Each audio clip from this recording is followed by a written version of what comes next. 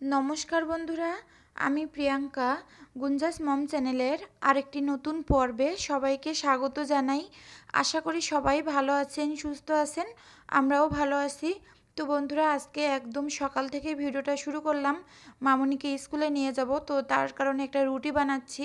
আজকে সকালে কিন্তু ডিম নেই, বেশিরভাগ সময় ওর ডিম সেদ্ধটা খায়, না হলে ডিম পোস্ট খায়। তবে আজকে নেই, যার কারণে এরকম রুটি বানিয়ে দিলাম। একটু পেঁয়াজ আর একটু মরিচ দিয়েছি, তার সাথে একটু লবণ না, মানে পরিমাণ মতো লবণ, অল্প একটু হলুদের গুঁড়া দিয়ে আমি রুটিটা বানিয়ে নিচ্ছি একটু তেলে ভেজে। আর এই একটা রুটি কিন্তু মামুনি আমি দুজনেই খাবো। ও বেশিরভাগটা খাবে, আমি অল্প একটু খাবো, কারণ পুরোটা ও খাবে না, যেহেতু একটু পুরু করে আছে রুটিটা, একদম পাতলা না। আর এই যে আমি এখন নিয়ে যাচ্ছি, ওর বাবা ওকে খাইয়ে দিবে। সকালবেলাতে ওর বাবাই কিন্তু ওকে মানে খাওয়া দাওয়া করায় আর কি। খাওয়া দাওয়া বলতে তো ওই ডিম সেদ্ধ একটা, না হলে একটু ডিম পোস্ট, এগুলোই একদম খালি পেটে আমি কিন্তু নিয়ে যাই না। অনেকে যায় তো খালি পেটেও, সেসব বাচ্চারা তো খেতে চায় না। আর আমার মামুনিকে যা হোক অল্প করে হলেও আমি কিছু না কিছু খাইয়ে তারপর নিয়ে যাই, একদম না খাইয়ে কিন্তু নিয়ে যাই না। আর হচ্ছে সকালে আমি ব্যস্ত থাকি, যার কারণে ওর বাবাই হচ্ছে খাওয়ায়। আর আমাদের জন্য দিয়েছিলাম আলু ভর্তা, মানে আমার জন্য, মামুনির জন্য আর আমার বাবার জন্য। আমরা এসে তারপরে খাবো স্কুল থেকে এসে। আর বাবা হচ্ছে আগে খায় না, আমরা আসলে একসাথে আর কি খাই। আর মামুনির বাবা তো অফিসে যায় 9টা বাজে, আমাদের যেহেতু 10টার সময় তো স্কুল ছুটি হয়, আস্তে আস্তে 10:30 বেজে যায়। এরপরে কিন্তু আবার 10, 10:30 বাজেই ছুটি হবে। তবে এখন হচ্ছে 10টা বাজে, প্রথম প্রথম তো, যার কারণে তো মামুনির বাবা উচ্ছে ভর্তা করে খেয়ে গেছে, ওর জন্য আমি 2টা উচ্ছে দিয়েছিলাম ভাতে দিয়ে, মানে দেখতেই পেয়েছিলেন আগে।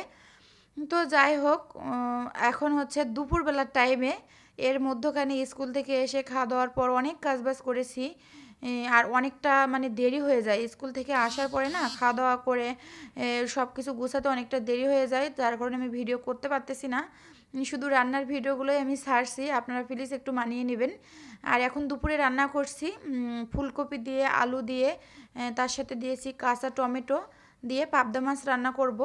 আর ফ্রিজে না এই পাবদা মাছই আছে, তাছাড়া অন্য কোনো মাছ নেই। আপনারা দেখেছিলেন আমার মা আসছিলো, তখন অনেকগুলো মাছ নিয়ে আসা হয়েছিল, সেই মাছের কিন্তু এটা, মানে পাবদা মাছটা। কারণ হচ্ছে ওই বাসাতে থাকতে, পুরানো বাসাতে থাকতে আমাদের যে একটা, মানে বাড়িতে একজন মারা গেছিলো শ্বশুরবাড়িতে, তো সে কারণে আমাদের নিরামিষ চলছিল 13 দিন, তো এজন্য খাওয়া হয়নি। পরে হচ্ছে এই মাছগুলো করে তারপর আনতে চেয়েছিলাম, তো 1 সপ্তাহের ভিতরে, মানে ওই কাজটা মিটে যাওয়ার 1 সপ্তাহ পরে কিন্তু আরেকজন মারা গিয়েছে, যার জন্য আবার নিরামিষ চলছে। এখন এই ভিডিওগুলো তো আগের করা, এখন বর্তমান টাইমে, যেমন আজকে হচ্ছে রবিবার, আমাদের আজকে নিয়ে 4 দিন হলো আবার নিরামিষের, তো এই ভিডিওটা কিন্তু তার আগের ভিডিও, যার কারণে আর কি সেই সময় তো মাছ খেয়েছিলাম, ফ্রিজে একদম মাছ নেই। যাই হোক, আবার 13 দিন নিরামিষ চলার পরে তারপরে আবার মাছ টাছ কিনবো। তো ফুলকপি দিয়ে, ফুলকপি শীতকালীন সব সবজি দিয়ে কিন্তু ও এখন মাছ দিয়ে রান্না করলে বেশ ভালোই লাগে। আর তার সাথে একটু কাঁচা টমেটো দিয়েছি, একটু টক টক মতো লাগবে, ভালোই লাগবে। আর বন্ধুরা, যারা ভিডিওটি অলরেডি দেখা শুরু করেছেন, একটি লাইকও করেননি, প্লিজ একটি লাইক করে তারপর ভিডিওটি কন্টিনিউ করুন। আর আমি কিন্তু ভালোভাবে কষিয়ে নিয়েছি। আর সবজি দিয়ে মাছ আমি সবসময় দেখেন যে হালকা পাতলা করেই রান্না করি, মশলা কষিয়ে সেরকম রান্না করি না, মাঝে মাঝে করি। এখন কিন্তু আমি কয়েকটা আলু ভেঙে দিব ঝোলটা একটু ঘন করার জন্য। এখন নতুন আলু তো বেশি কিন্তু মানে ঘন হইতে চায় না ঝোলটা, যে 2-4টা আলু ভেঙে দিলাম, এরকম একটা ব্যাপার। নতুন আলু তো একটু পাতলা পাতলা মতো হয় ঘনত্বটা। তো এদিকে আমি মাছের পিস না, আস্তে আস্তেই তো আছে, মাছগুলো দিয়ে দিলাম। তারপরে নামানোর আগে একটু জিরার গুঁড়া দিয়ে তারপরে আমি তরকারিটা নামাবো।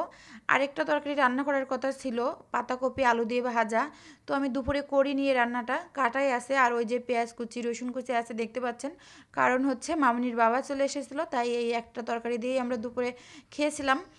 আর রাত্রের জন্য মানে এই ভাজাটা খেতাম অল্প করে, আর থাকতো, তবে করিনি, যেহেতু রাত্রে রুটি বানাবো তখন এই ভাজাটা করে নিব, ও রুটি দিয়ে খেতে পারবো। এই যে সব কিছু কিন্তু রেডি ছিল। আর দুপুরবেলাতে কিন্তু আমরা একসাথেই খাই, সকাল রাত্রে সবসময় খেতাম, এখন সকালবেলাতে একটু উলট পালট হয়ে যাচ্ছে, কারণ স্কুলের কারণে, আমি তো স্কুলে থাকি ওই সময়টা, যার কারণে একসাথে খেতে পারছি না।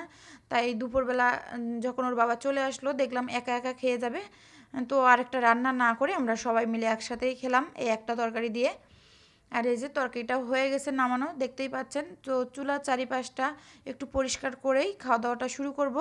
মামুনির বাবা এসে অলরেডি স্নান করে কিন্তু টেবিলে বসে পড়েছে। আর এখন এভাবে এগুলো রেখে দিব ঢেকে, সন্ধ্যার টাইমে আর কি। তো রুটি বানাবো, তখন রান্নাবান্না করে নিব।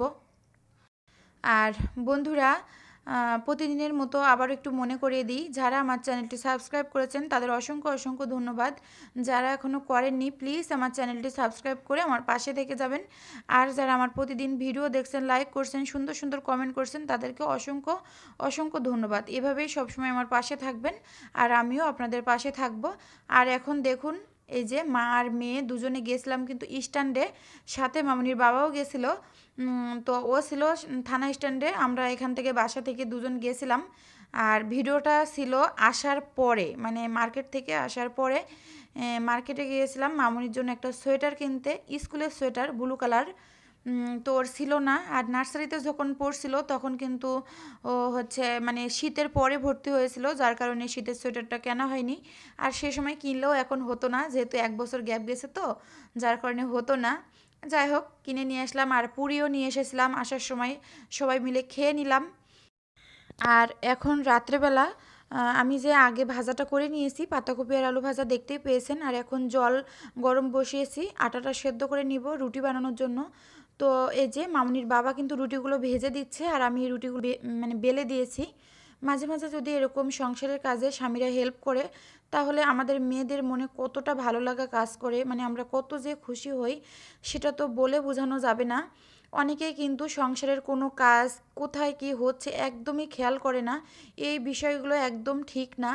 এরকম যদি স্বামী স্ত্রী একসাথে কোনো কাজ করা হয়, তাহলে নিজেদের সম্পর্কটাও কিন্তু অনেক ভালো হয়, বন্ডিংটাও অনেক ভালো হয়। কারণ আমরা একসাথে কাজ করতে করতে কাজটাও শেষ হয়। আর হচ্ছে নিজেরা গল্প করতে করতেই কিন্তু কাজটা শেষ হয়, যার কারণে নিজেদের ভিতরে অন্যরকম ভালো লাগা কাজ করে। মাঝে মাঝে কিন্তু ছেলেদের এরকম সংসারের কাজে হেল্প করতে হয়। আমার হাজব্যান্ড কিন্তু আমার মানে অনেক কাজেই হেল্প করে। সব রুটিগুলোই কিন্তু ও ভেজে দিয়েছে। আর এখন এই যে খাওয়া দাওয়া করব, সব কিছু টেবিলে নিয়ে আসলাম। তো এখন প্লেটে প্লেটে দিয়ে দিব, মামুনিরটা আর মামুনির বাবারটা একসাথেই দিব। ওরা মানে মামুনিকে খাইয়ে দেয় ওর বাবাই। আর এই যে আমি দুইটা নিয়ে নিয়েছি, আমি কিন্তু আর প্লেটে নেইনি, যে রুটিগুলো ঝাঁকিতে করে রেখেছিলাম সেটাতেই নিয়েছি। আর সবাইকে এই যে দিয়েছি বাটিতে করে আর প্লেটে করে। আর কথা বলতে বলতে আমি ভিডিওর একদম শেষ প্রান্তে চলে এসেছি। সবাই ভালো থাকবেন, সুস্থ থাকবেন। দেখা হবে আগামী পর্বে। আমার আজকের ভিডিওটা কেমন লাগলো কমেন্ট করে জানাবেন।